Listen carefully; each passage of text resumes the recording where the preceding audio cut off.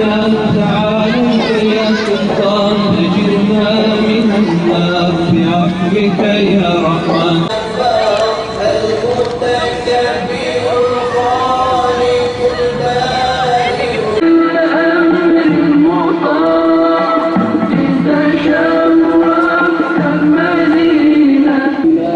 Peygamber sevdalısı Batman halkımıza Resulullah Aleyhisselatü Vesselam'dan geriye kalan bu kutsal emanetlerle onları buluşturmamız bizim için bir şeref, bir gurur kaynağı olmuştur.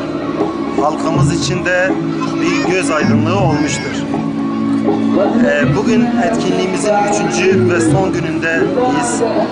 Etkinliğimiz ilk günden bugüne kadar yoğun bir katılımla rağbet görmektedir. Bu etkinlik esnasında çok farklı duygusal sahnelere şahit olduk.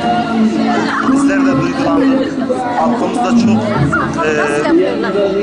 farklı duygular yaşadılar. Gözyaşlarına hakim olamadılar. Salavatlar getirdiler, dualar getirdiler. Bizlere dua ettiler aynı zamanda. Böyle çok güzel bir hava içerisinde etkinliğimiz devam ediyor. Bugün son günü. Saatler kaldı etkinliğimizin bitmesine. Buna rağmen görmektesiniz. Yani büyük bir iştirak var. Büyük bir katılım var etkinliğe.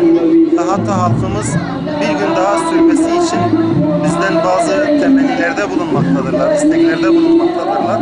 Ama yani aldığımız resmi izinler 3 günde sınırlı olduğu için bugün gece saat 11 itibariyle etkinliğimizi sonlandırmak zorunda kalacağız. Ama halkımız şunu bilsin ki inşallah Peygamber Sevdaları platformu olarak bizler halkımızın maneviyatına yönelik hizmetlerde inşallah sürekli onların hizmetinde olacağız. Sürekli inşallah bu hayırlarda öncü olmaya çalışacağız.